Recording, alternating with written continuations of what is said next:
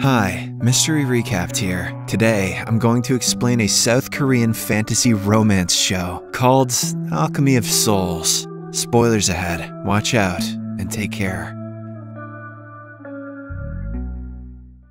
The show opens up on the streets where an elderly woman stops by some roadside beggars. She later brings them to her house, lets them have some quality meals, and leaves. Right then, a devilish-looking man with blue skin color appears and tries to attack the beggars. He is about to kill them, but luckily, a demon slayer, Jang Kang, arrives there and throws it away. Jang then uses supreme water control powers and confines the devil within it, impaling it badly. It turns out the creature is actually the son of the same elderly woman. She begs Jang to bring him back to normalcy, as he was the one who mis-executed the forbidden soul-shifting technique on her son and made him go wild. But to her dismay, Jang refuses to do it and mentions that it is useless as her son has already gone too far. Ultimately, Jang throws the creature into the ocean, which, upon losing its energy, transforms into a rock. I can already tell this show's gonna slap. In the following scene, an ailing emperor discovers these failed soul-shifting experiments by Jang and invites him to the palace. However, instead of punishing him, the emperor requests Jang to exchange souls with him for a few days so that he can conceive an heir to the throne. "I'm going to need to borrow that dick." At first, the demon slayer refuses, claiming it is dangerous, but when the stubborn emperor insists, he gives in. Soon, Jang begins the forbidden procedure and successfully exchanges souls with the emperor. However, as soon as it is done, the emperor rushes to meet Jang's wife, Do Hwa. He immediately begins making love with her, and the poor woman happily complies, unaware that it is not her husband.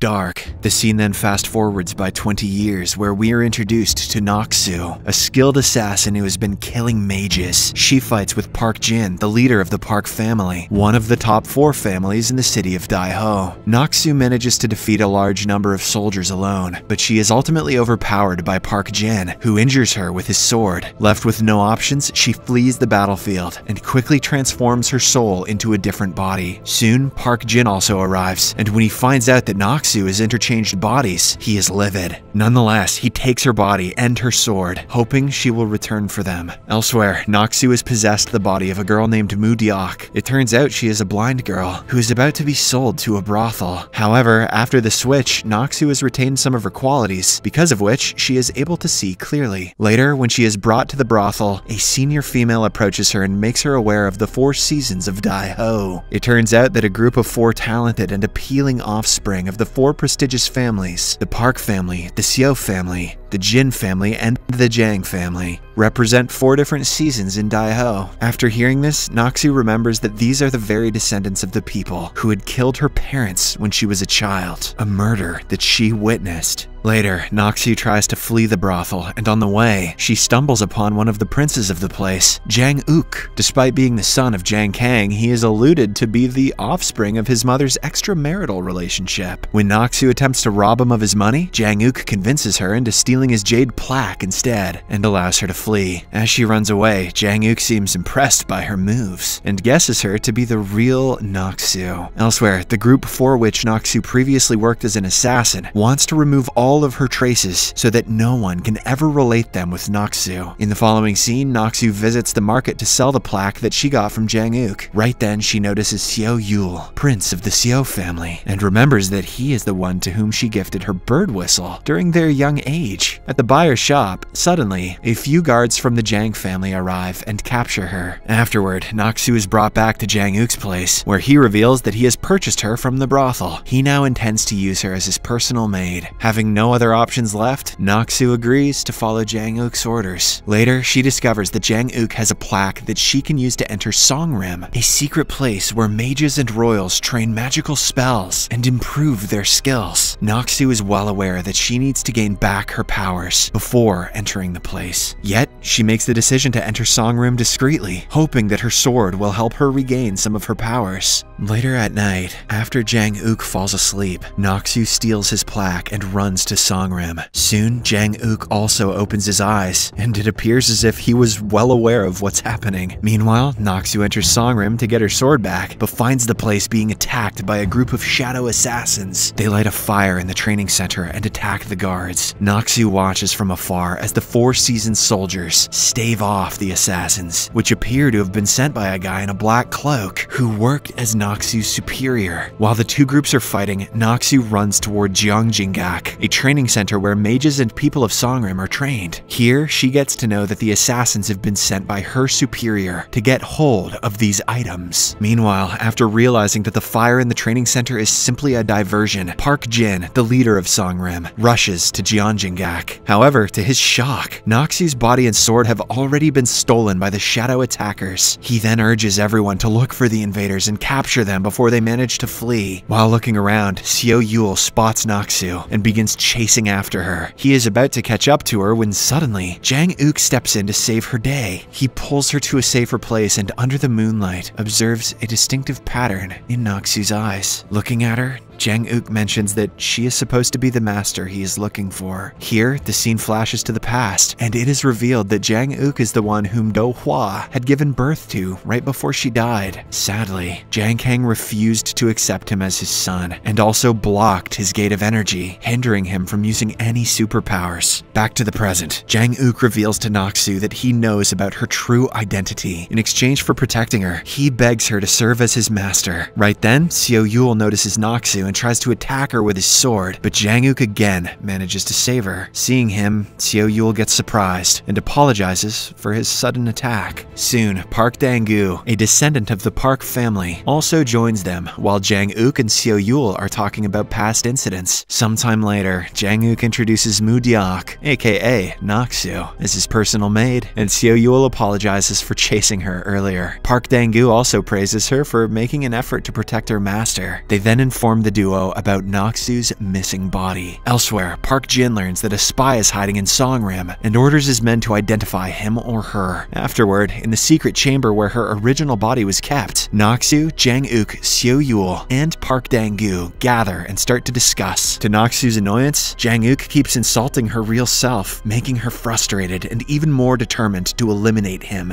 Soon after, the two are left alone. Jang-uk coerces her to reveal her true identity, and she admits that she is Noxu. In turn, she asks him about his motivation for assisting her. Jang-uk says that he wants her to serve as his master. Surprisingly, Noxu declines his offer, compelling Jang-uk to use a hidden device to confine themselves inside Gyeongjinggak. He then warns Noxu that if she kills him, soldiers of Songrim will find her when they open the chamber. But if she accepts his offer to be his master, he can protect her from getting killed. Later, after describing how weak she has become due to the soul shifting, Noxu informs Jang-uk that she needs to find her sword to regain her powers. She also mentions that she will need her sword to open his energy gate, which was closed years ago. Hearing this, Jang-uk asserts that they can't attempt to open the locks until the closing mechanism ends. This infuriates Noxu, and she tries to strike Jang-uk, but in the process, she unknowingly steps on a floor switch, causing the floor to collapse. Later, the two manage to escape the secret room, only to be taken to the training center where Park Jin has requested everyone to gather. They also meet Park Dang-gu there, who tells them that Park Jin has assembled them there to look for Noxu's men, who are believed to be responsible for the attack. According to Park Jin, there is a soul-shifting traitor among them who will be exposed with the aid of the Jin family's ghost. As soon as he says so, a princess from the Jin family arrives with a strange vessel and unleashes the sorcery-detecting ghost named Sapsali Gwingu. It slowly flies out from the antique pottery and starts to look around, taking on the shape of an animal. Just as Jang-uk and Noxu anticipate an attack from it, Guigu leaps upon another soul shifter behind them. The latter tries to escape, but Seo Yul easily finishes him off with a single strike. Meanwhile, Noxu views this as a chance to escape, but when Guigu returns to assault her, she is caught by Jang-uk. After directing her to flee, Jang-uk himself dashes back to the training facility and smacks smashes the priceless pottery, eliminating Guigu and therefore rescuing Naksu. However, because of this, Park Jin and the family reprimand him. Jang-uk is then given the punishment to stay outside for the night. During this time, Naksu visits the brothel and purchases some explosives from the owner. In exchange, she trades Jang-uk's Songrim spirit plaque that she had been carrying around. The scene then switches to the men's meeting site in Donju, where the leader pledges to transform everyone who brought Naksu's body to them into soul shifters. But as soon as the leader leaves the room, his men kill everyone who helped in bringing Naksu there. The leader is revealed to be a powerful chief named Jinmu. Following the massacre, everyone in the area starts believing that Jinmu is the one who brought Naksu and her men's bodies back to the palace. At the palace, for his brave act, the emperor tries to appoint Jinmu as the Guanju, the leader of the soldiers, but the Songrim members oppose it. They believe that since Jang Kang is still the Guanju, the decision is baseless. The emperor then alters the prize for Jinmu and fulfills his request to publicly burn Naksu's corpse while retaining her sword at Qianbuguan, a place which is used to keep valuable items of royal families safely. Later, when Jang-uk gets to know about this, he goes to meet Jinmu to get Naksu's sword. At first, the latter refuses to comply, but when Jang-uk mentions that he is the son of the current Guanju, Jinmu quietly hands the sword over. Meanwhile, Naksu makes her way to the place where her real body is being set on fire. This devastates Naksu, but when Jang-uk approaches her with her sword, she cheers up a bit. The two then move to a different location where Naksu tries to unsheath her sword but fails. Seeing this, Jang-uk berates her, saying that she is not qualified enough to be his master. Disappointed that she has become a total failure, Naksu leaves to commit the unthinkable. Later, she goes to the edge of Lake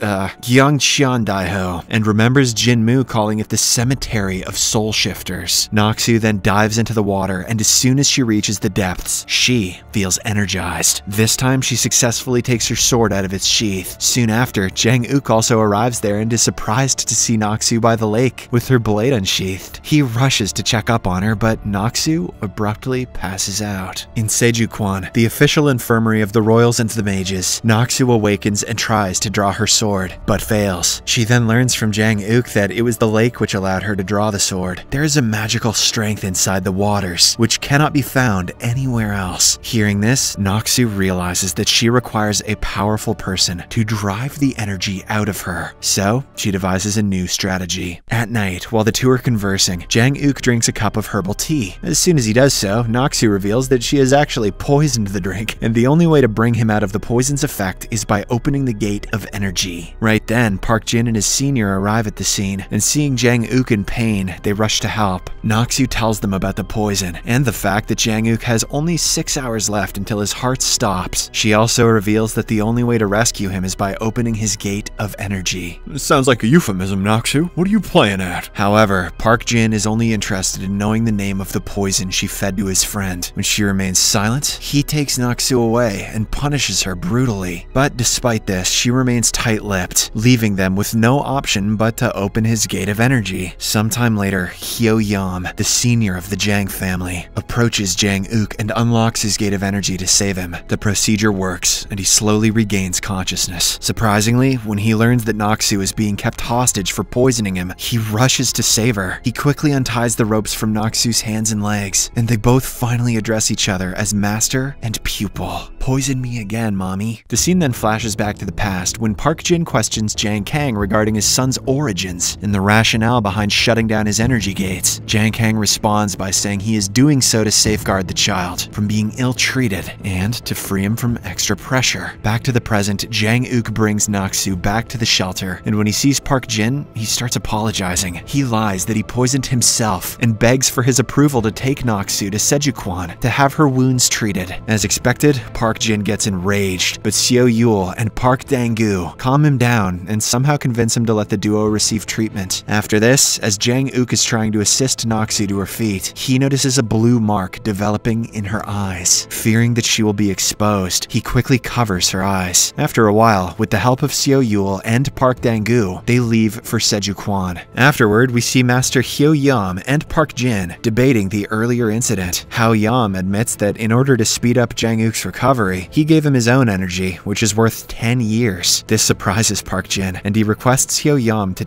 take back his energy as soon as possible. However, the master refuses. On the other hand, given that Noxu's behavior has been anything but typical, we can see that Xiao Yul is starting to have doubts about her. The scene then shifts to Jang Uk and Noxu, who are currently at Sejuquan and talking about the previous incidents. Afterward, Jang Uk states that no one has ever jeopardized her life for him or understood his need as she did. And now, as both of them are alive, he promises to accept her as his master. Jang Uk then prepares to bow down to his new master, but Noxu interrupts him and puts forward some conditions. No one should find out about their master-pupil relationship, and that they need to depart once their objectives are achieved. Noxu will promptly leave after she transforms into her original form, since he won't have any incentive to protect her. Later, Jinmu admits to killing the physical form of Noxu's soul-containing body, but when he asks his subordinate about the blue mark on her body, the latter lies that it was already on the corpse at the time of the examination. Jinmu then deduces that Noxu must have used all her energy, because of which she was unable to fight back. He recalls the past, when Jiang Kang had his soul switched into the Emperor's body. It is then revealed that this incident is what inspired him to learn about soul shifting from Jiang Kang. Next, Noxu starts her teachings with Jang Uk and tells him about the 3 requirements for being the finest mage in all the land. During their classes, she quickly learns that he has no background in martial arts, making it even more difficult for her to train him. In the following scene, as Noxu is cleaning outside Sejuquan, she and Master Hyo-yam get into a minor argument. However, he tells her not to be offended, as his wrath is only directed at Jang Uk. Hyo-yam also tells her that he genuinely loves Jang Uk and has invested his energies to help him recover faster. When the latter also confirms this, Noxu becomes excited. She now intends to steal this energy for him, but in order to do so, she needs Hyo-yam's breathing technique. As Xiao Yul is a member of Hyo-yam's family and is probably using a similar breathing pattern, Noxu pursues him to learn the technique. Xiao Yul then becomes intrigued and gets closer to her, but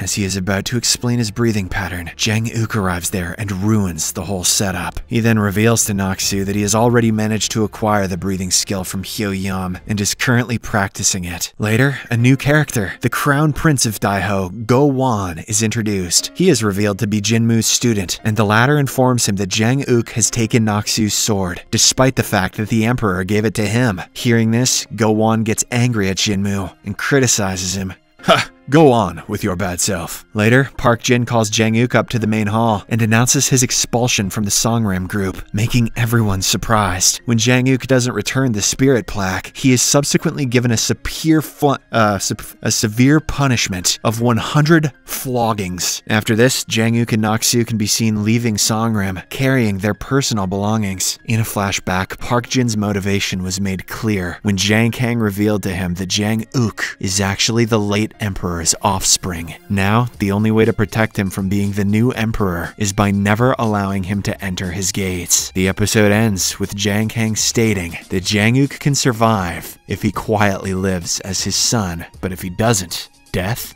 is imminent.